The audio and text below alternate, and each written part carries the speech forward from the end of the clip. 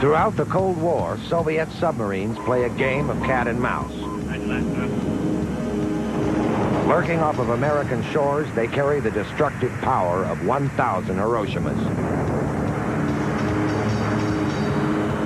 Tracking them from above flies the hunter, the P-3 Orion.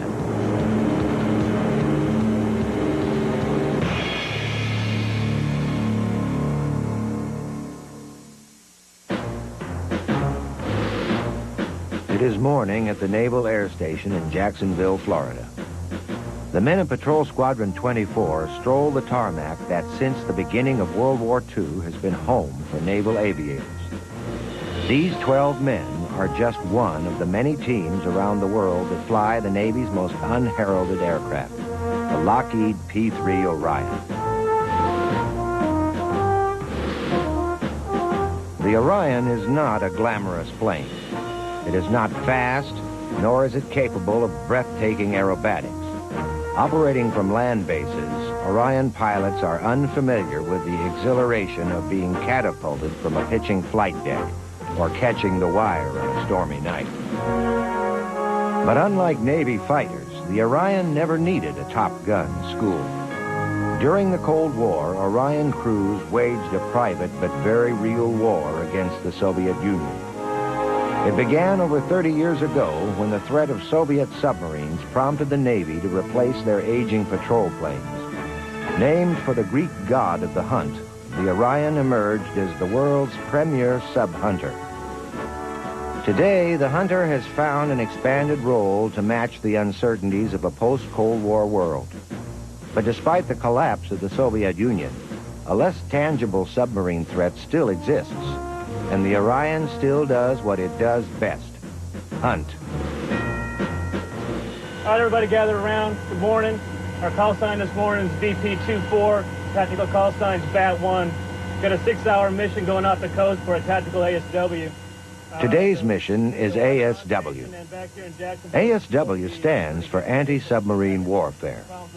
For Patrol Squadron 24, ASW is the primary task. However, other duties include anti-surface warfare, aerial mining, and maritime surveillance. Like all Navy squadrons, VP-24 has an insignia. They are the Batmen. This name derived from the Navy's first radar-controlled anti-ship missile, the Bat. VP-24 tested the Bat in the late 40s and has held the name ever since. Does anybody have any questions? Okay, if we have any emergencies in flight, we got a full NATOF crew on board. Flight operations in the Orion require that up to 12 crew members each share a separate responsibility. However, flying missions that may last up to 16 hours, they must also learn to get along.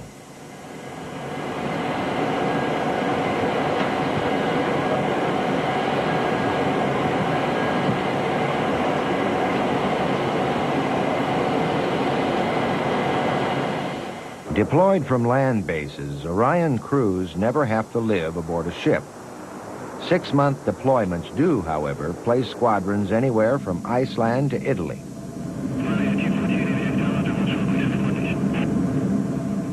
Final flight preparations are made by the pilot, co-pilot, and flight engineer as the crew awaits word from the plane captain to start the engines.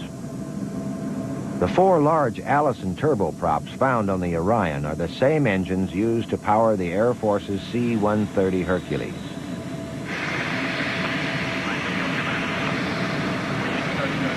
The all-gray color scheme has replaced the traditional white and gray of previous Orions. Although not as aesthetically pleasing, the change makes the plane over 300 pounds lighter in paint alone.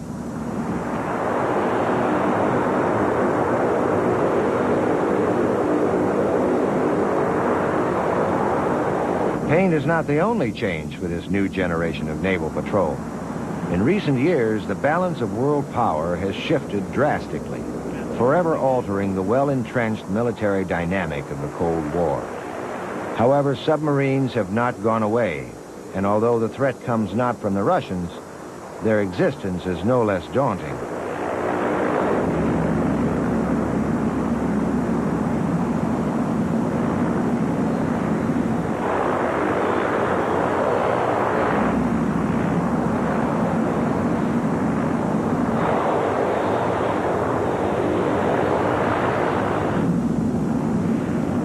110 knots, Lieutenant Alan Poremba pulls back on the stick and the Orion is airborne. Taking off on an easterly course, our crew will first cross the wide St. Johns River before passing over Jacksonville and on to the tranquil blue waters off the Florida coast. A typical ASW mission usually involves a combination of both high and low-level flying. The Orion can cruise at well over 350 miles an hour at high altitudes. Upon reaching the patrol area, it will drop down to about 1,000 feet before searching for the submarine that may be lurking within the seas below.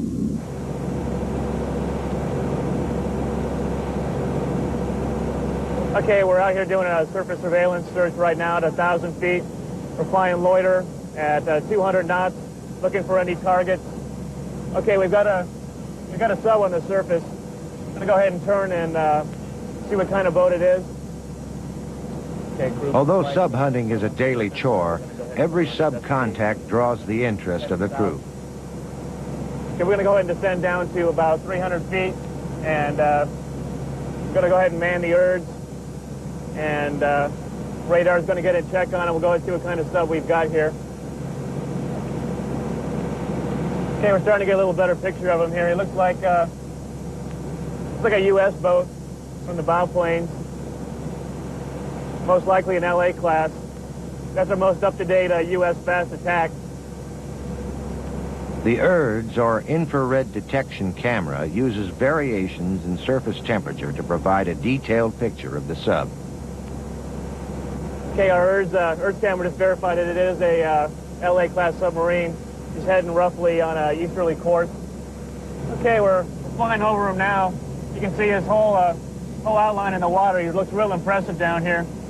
Water's real clear, and you can just see by the plume he's putting up, he's got a lot of power. He's looking real impressive. Looks like they're transiting out of port, just getting ready to go out on an exercise.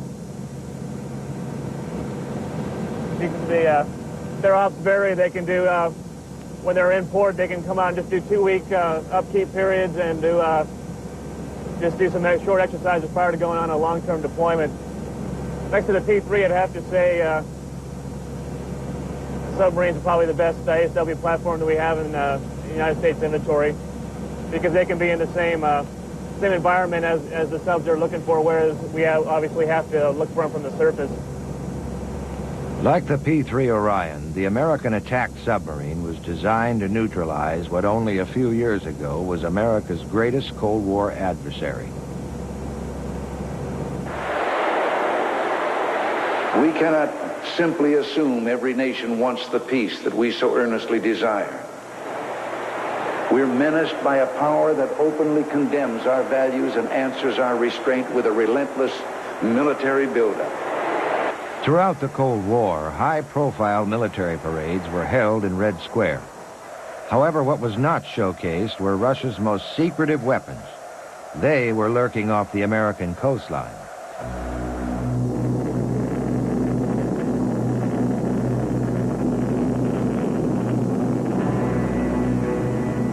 With the destructive power 1,000 times the atomic bomb dropped over Hiroshima, the ballistic missile submarine was for years the front line in the Cold War standoff. Victor, Charlie, and Delta-class submarines prowled the American coast, while Poseidon, Polaris, and Tridents kept their sights on the Soviet heartland.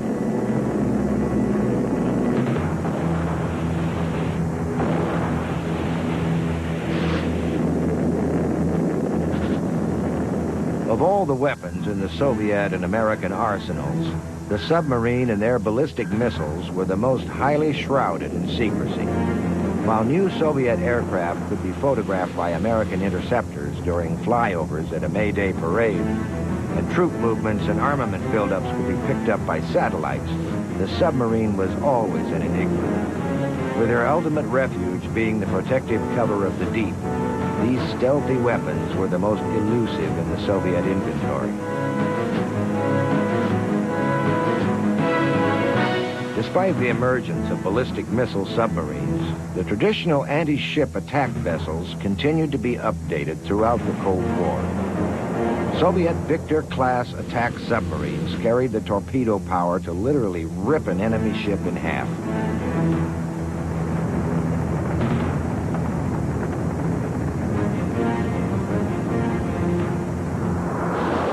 With the addition of the mammoth Delta-class sub in 1971, the Soviets had amassed the largest submarine force in the world. American cities could now be hit within minutes. To make matters worse, the Soviets were also perfecting the lethal cruise missile. Although perceived to be less advanced than their Western counterparts, cruise missiles launched by the Charlie-class submarine could skim over the shoreline virtually undetected.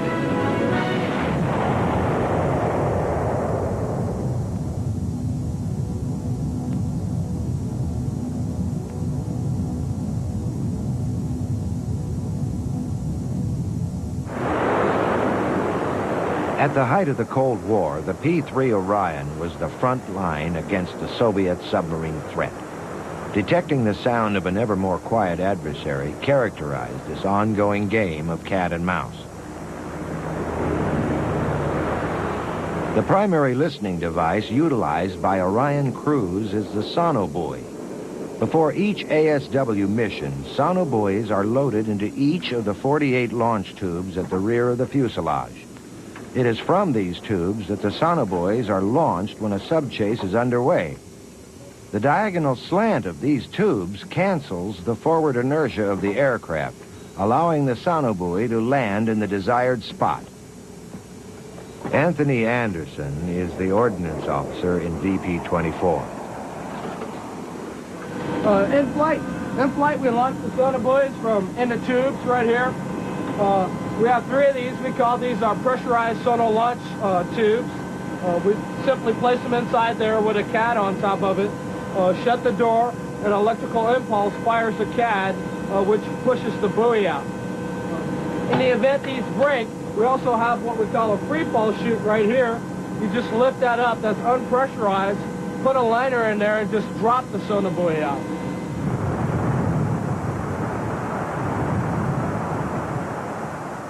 Once in the water, the sonobuoy transmits sound back to the Orion. However, the ocean is alive with activity. Noise given off by both natural and man-made sources results in a unique commotion. It is the job of the sensor operator aboard the Orion to isolate the sound of the submarine from the chaos of the sea. Petty Officer Tim Laws explains. The acoustic station is the first phase of after the sonobuoy gains contact, or the sonobuoy in the water takes all the raw frequencies, noise. It could be ambient sea noise, it could be surface traffic, plate tectonics, and of course we're looking for the master signal of the submarine itself. It comes into this station in a raw form. Once it goes through the equipment, the signal flow for instance, we're able to break it down into the ambient sea noise, surface, and of course we're looking for the submarine. The uniqueness about this station is every submarine in the world has its own fingerprint. And no matter what kind it is, it could be a fast attack submarine, or it could be a ballistic missile submarine, a diesel submarine as well. Everyone has its own particular thumbprint. The sensor 1 and 2 work together as a team to find that thumbprint or a portion of it in the ocean by taking the sound and putting it on a visual presentation such as this screen here. Once we find the visual presentation of a possible contact, we make a determination if it's a friendly submarine or if it's a foe. Once we make that determination, we find out what kind of oceanographics we're dealing with. Is it direct path contact? Is it closer? Or is it convergence zone, a much more distant type contact? We take that information and we work closer with the tactical coordinator and try to track the submarine. The tactical coordinator, or TACO, effectively becomes the aircraft commander when a sub-hunt is underway.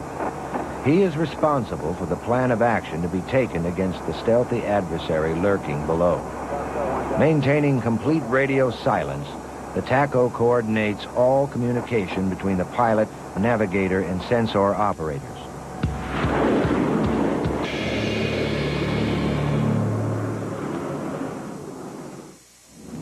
The Orion has many ways of finding and tracking enemy subs. However, in this game of cat and mouse, both sides strive to be invisible. This is a passive covert station. We can stay at high altitudes, drop our sonobuoys, and I'm able to get that information out of the water and track the submarine without him knowing that I'm there. All the other sensors on board this aircraft require us to be at a little bit lower altitude, which puts us a little more risk because it puts sound in the water from the 4 large engines outside the aircraft. Once we determine that we have contact, the sensor 1 and 2 will work together with the TACO to determine what the buoy spacing should be, what type of buoys, because we have different types of buoys on this aircraft. They're used to best suck sound out of the water, if you wish to say, to make this whole thing happen. 3 decades of hide and seek have given Orion crews ample opportunity to polish their skills against Russian subs. Over this period, the technology employed for the hunt has expanded to counter an ever more quiet enemy. But more important than technology has been the experience of veteran crew members who pass on their knowledge to the next generation of airmen. Being able to identify a Charlie, a Victor, or a Delta-class submarine simply by its sound comes not from the classroom, but rather from on-the-job training. The proficiency with which these Cold War veterans perfected the art of the hunt caused noticeable frustration to the Soviet Navy. In fact, one Soviet admiral was quoted as saying that when he wanted to know the location of his subs, he simply asked where the Orions were operating.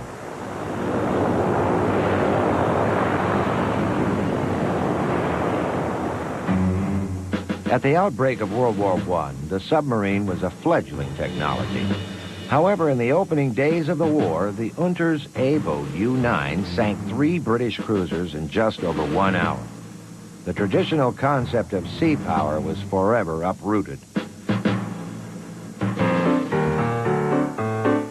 Meanwhile, the introduction of air power was off to a less impressive start. Despite its appearance, the airplane did possess 2 important attributes: speed and long-range surveillance. Early sub-hunting might have been precarious, but it had potential. By war's end, maritime patrol planes were flying dedicated anti-submarine warfare missions. Working together with their ships, airplanes began to take their toll on German U-boats.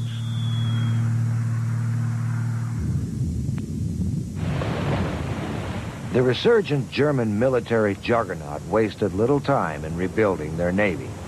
While the rest of the world was looking inward, Germany again amassed a powerful fleet of U-boats. Prowling within the cold, dark waters of the North Atlantic, lethal German U-boats targeted supply ships, nearly severing the crucial Allied shipping lanes from America.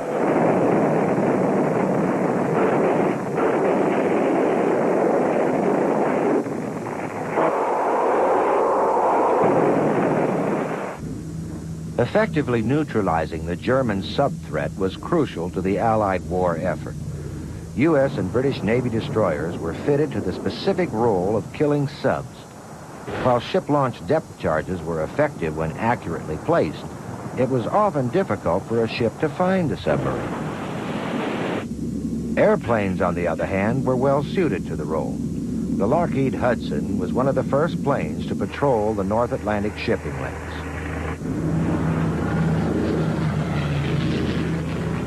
As one of the first planes equipped with airborne radar, the Hunter could now see through the darkness of night. Thus ended the submarine's use of nighttime cover to surface and recharge its batteries. Soon, even the submarine's last refuge, the deep, was compromised by improvements in depth bombs and airborne sonar. At war's end, the Allied leaders celebrated the unified effort that had brought down Hitler. Peace conferences at Moscow and Yalta signaled in a new friendship. A friendship that was brought together by war and would be consolidated through peace. But as history would reveal, this was indeed a fragile unity. The first breakdown in relations involved the German capital of Berlin. Following the war, Russian soldiers blockaded all roads leading into the city. The American response was simple. They would get in from above. Without a shot being fired, the Berlin airlift was an appropriate beginning to the Cold War. In Moscow, the second war with Germany in only 25 years had vindicated the centuries-old Russian desire to keep their heartland protected with a buffer of land and troops. Stalin championed this philosophy, and the Soviet military machine was given full priority.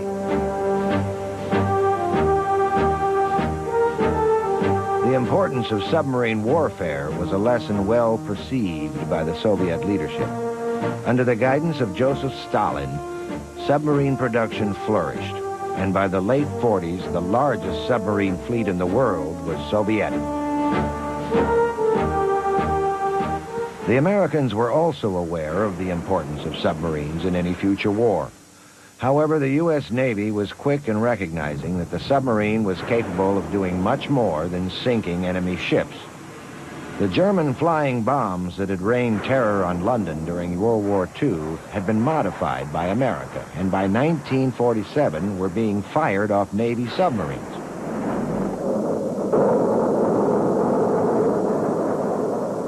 The Navy's first submarine-launched missile, the Loon, was soon eclipsed by the more advanced guided missile, Regulus. Like the Loon, the Regulus was fired off a sled from the bow of the submarine. Once airborne, a nearby plane would take over guidance of the missile. Designed to soften an enemy beachhead, the Regulus proved the destructive potential of the submarine. However, it was not the missile itself, but rather what it could carry that drew the attention of the Navy. The dawn of the nuclear age would forever change the dynamic of world power. During Operation Crossroads, the destructive force of atomic weapons was brutally clear, and the race to get as many of them as possible had begun.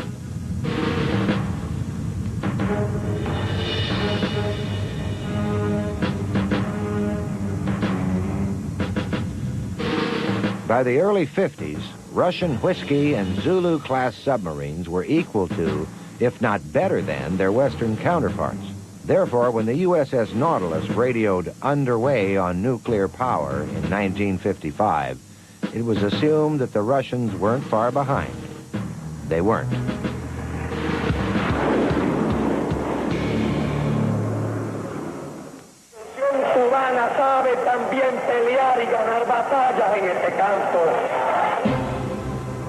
In October 1962, just 2 months after the first Orion delivery, Soviet ballistic missiles were discovered in Cuba.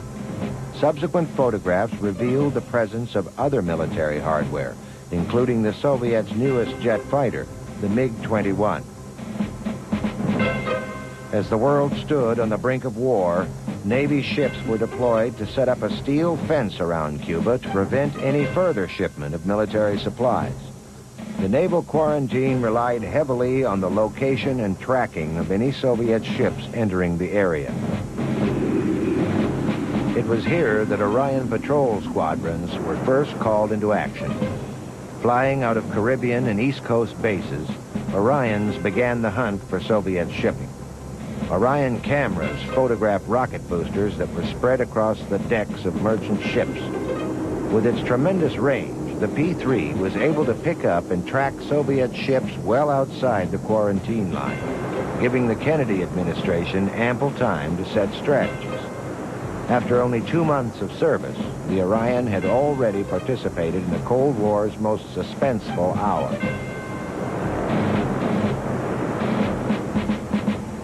The Orion that flies today is not the same aircraft that flew against Khrushchev's ships during the Cuban Missile Crisis.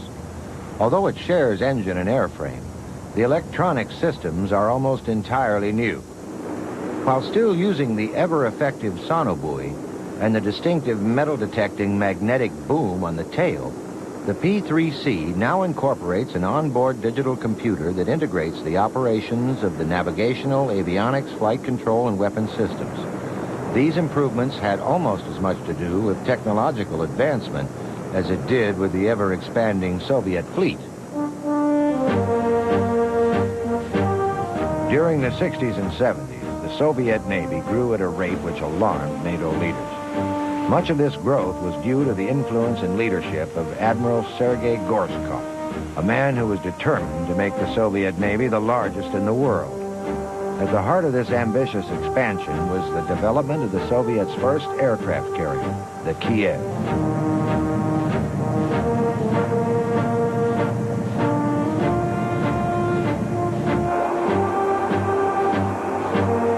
The Kiev is not a large carrier by American standards. It is closer in size to the British Invincible class and is thus unable to accommodate a conventional fixed-wing aircraft. But equipped with its Yak-38B Stahl aircraft, it represents the long arm of Soviet naval power. To add to the new carrier threat, the Soviets dramatically increased their surface fleet throughout the 70s. The proliferation of Soviet warships, notably the Kara-class cruisers and Kriva-class destroyers, gave Admiral Gorshkov the firepower necessary to compete with mighty carrier battle groups of the U.S. Navy.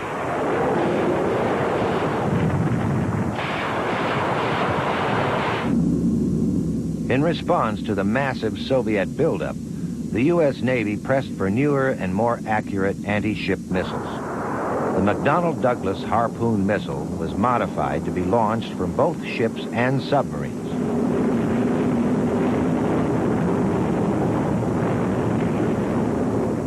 Like the feared Exocet missile used effectively during the conflict in the Falkland Islands, the Harpoon is a sea-skimming missile. Traveling only 20 feet above the surface of the ocean, the Harpoon stays below the enemy radar as it hurtles towards its unfortunate target.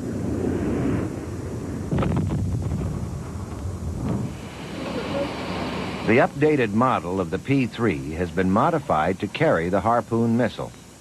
The Harpoon can be air-launched from a range of over 60 miles. Provided that the approximate position of the target is known and that no friendly ships are in the vicinity, the Harpoon can be left to navigate itself before homing in with its own radar.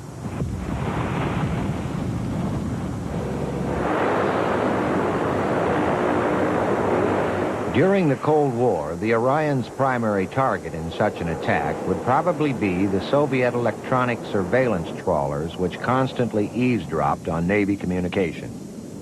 Despite its intended role as sub-hunter, the Orion is the only aircraft in the Navy fully equipped for long-range anti-ship warfare. Using search radar and infrared detection, the Orion can track an enemy ship even though it remains unseen and over the horizon. If the ship is considered a hostile, the tactical coordinator can either relay its location information to a friendly vessel, or he can deal with the ship himself.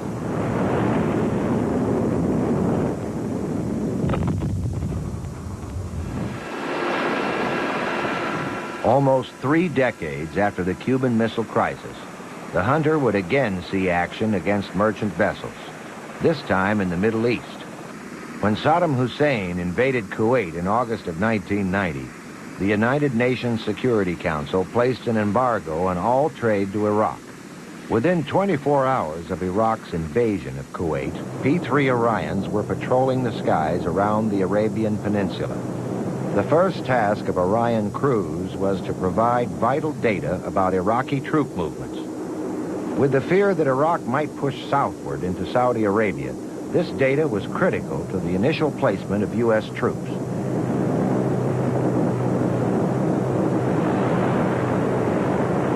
For the remainder of Operation Desert Shield, the Orion engaged in surveillance and interdiction of all ships suspected of violating the embargo against Iraq.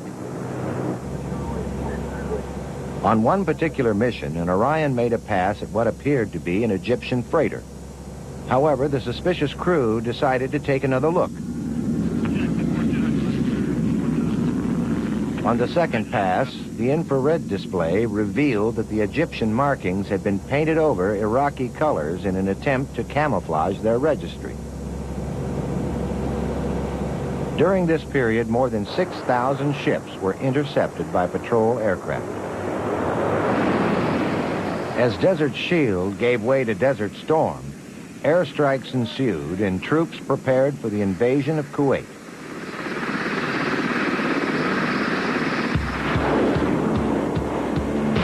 hunting down Iraqi ships. In the darkened skies over the Persian Gulf, Orion crews began their relentless search. One of the newest methods adopted to find ships in the Gulf was ISAR, or inverse synthetic aperture radar. Unlike conventional radar, which relies on its own movement in relation to the target, ISAR relies only on the motion of the object itself. This allows the radar operator to work with a visual image rather than simply a blip on a screen, thus giving Orion crews better long-range detection. Attack planes like the A-6 Intruder work in conjunction with Orions on SUCAP, or Surface Air Combat Patrol. On one occasion, a radar operator in Patrol Squadron 4 sights a contact attempting to make a run from the Kuwaiti coast to an island base 15 miles offshore. The TACO quickly relays the information to Heartless 501, an intruder already prowling the area.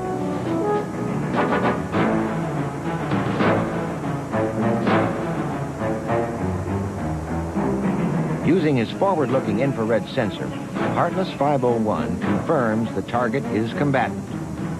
During the war, over half of the Iraqi ships destroyed resulted from P-3 detection and vector communication. Over Iraq, precision airstrikes pounded Iraqi defenses. Again, proving its flexibility, the Orion played an important role in assessing the damage of coalition bombing raids.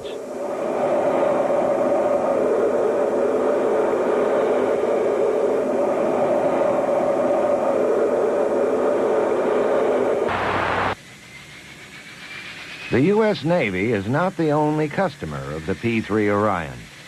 The U.S. Customs Service has discovered that when modified, the Orion is an effective hunter in a very different war, the war against illegal drug trafficking into the United States. Since the late 1960s, drug runners have utilized private airplanes as a means to smuggle drugs into the country. Flying in at low levels, smugglers had been able to sneak below most land-based radar and rendezvous at remote airstrips, often in the Florida Everglades. In order to track such low-flying airplanes, radar needs to be directed from above.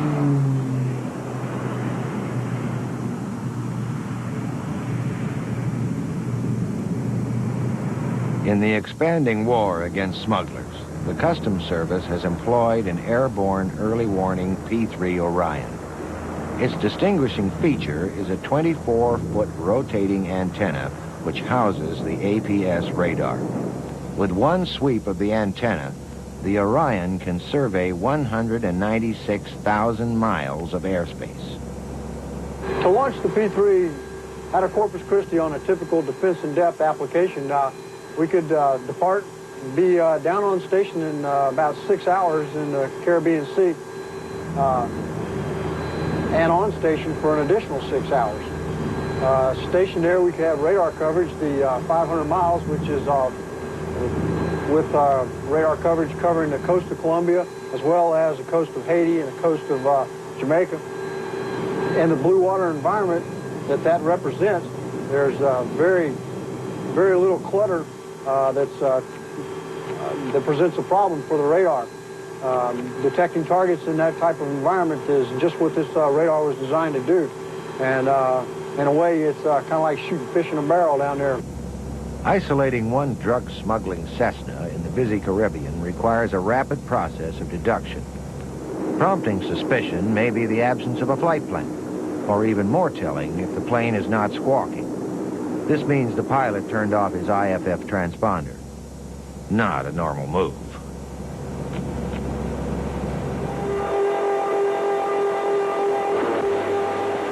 Once the P-3 isolates a suspicious target, its location and bearing are passed on to custom agents flying Cessna Citations or Black Hawk helicopters. It is here that the chase begins. Using the passive infrared system, the Cessna Citation can sneak behind a suspected aircraft at night, giving customs officers the important and sometimes amusing advantage of following the plane without the smugglers knowing that they are there.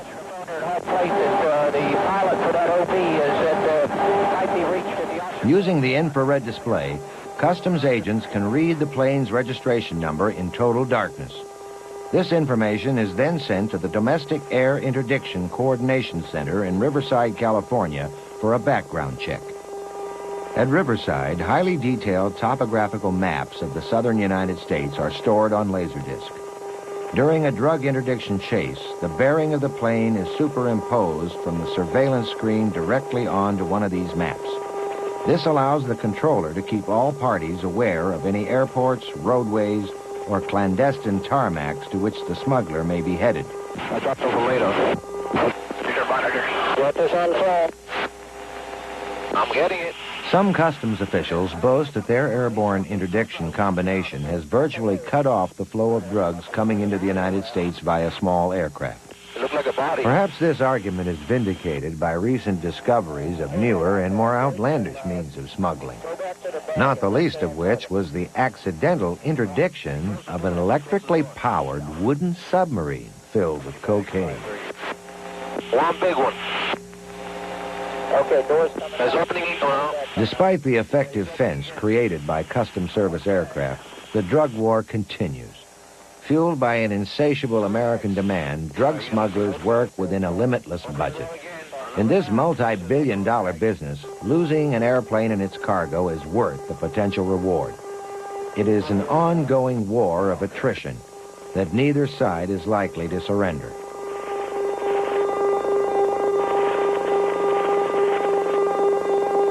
He crashed.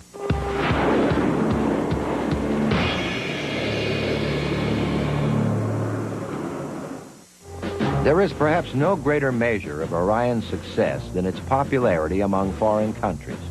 In 1966, New Zealand became the first international customer to buy the P-3. During the Cold War, Australian P-3s played a crucial role in the detection of Soviet subs.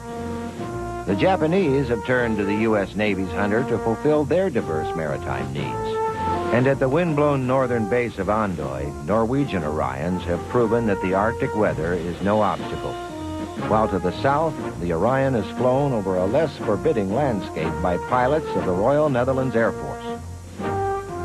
On the other side of the Atlantic, the country with the world's longest coastline, Canada, has extensively modified the Orion, appropriately renaming it Aurora.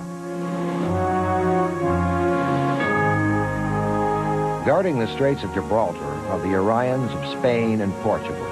The latest Orion export, however, has been to the Far East. Suspicious of their northern neighbors, South Korea is now receiving the Orion.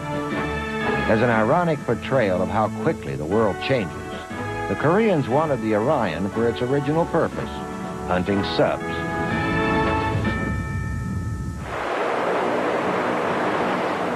Whether the Orion is monitoring shipping lanes, water pollution, engaged in search and rescue, or hunting submarines, it spends much of the time near the surface of the ocean. Salt water is extremely corrosive to any machine, and airplanes are no exception. During a flight, ocean spray is pulled through the engine, wreaking havoc on parts and avionics. This is an aircraft cleaning system, known to naval aviators simply as the bird bath. After a mission, the Orion pilot taxis the plane through a wall of fresh water designed to remove salt from the engines and airframe. It is a sort of daily shower intended to slow the debilitating effects of the sea.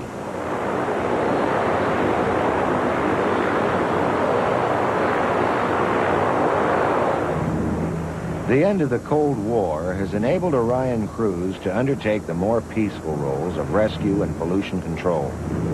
However, the Orion will always carry the reputation as a hunter, a role it began a generation ago, a role it continues today.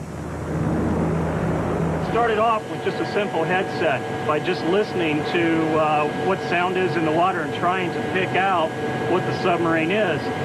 But the Soviets, as well as other countries, got more sophisticated, and that's why we got more sophisticated with our gear. Gamesmanship was always on noise in the water, on them trying to develop methods to put less noise in the water so that they'd be less detectable, and us developing methods to process noise in the water to be able to detect Soviet submarines. So That was always the sort of cat and mouse game, and them using machinery quieting, anechoic coating on their submarines, and us using ever more sensitive kinds of processing equipment on the aircraft to try and beat them at that game. We believe that that's one of the reasons that that made the Cold War come to a close, frankly, is that we felt like we were better than they were, and they knew it. With the dissolution of the Soviet Union, the Cold War threat has given way to a new but equally unsettling balance of world power. Political brush fires have replaced the standoff of superpowers. Facing bankruptcy, the Russian government has found that their submarines are more useful on the open market than they are off the American coastline.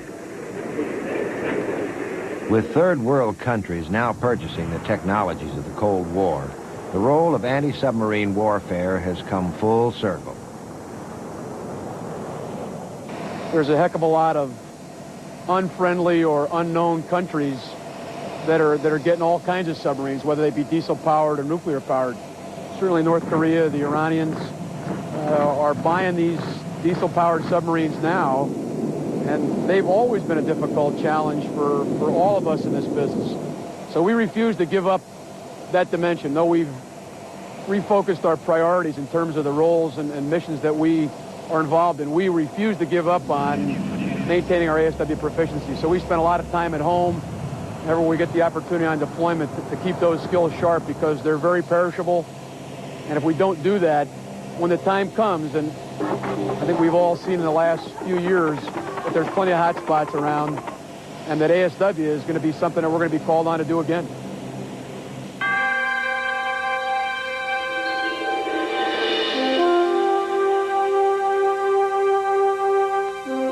It is a new day at the Naval Air Station in Jacksonville.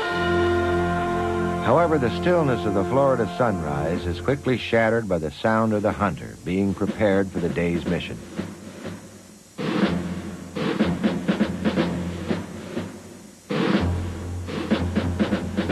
Despite all of the changes that have swept the world in the Orion's 3 decades of service, little has changed in the morning routine of men and women at Jacksonville and bases like it around the world. The Cold War has ended, and the Soviet submarine threat has all but vanished, but the silent war continues. Today, the job may be locating a stricken sailboat, keeping an eye on the weather, or enforcing a trade embargo.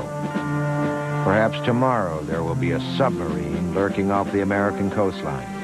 From where? A mystery. But what is certain is that the men and women of the Hunter will be watching and listening as the world hurtles headlong into an uncertain future.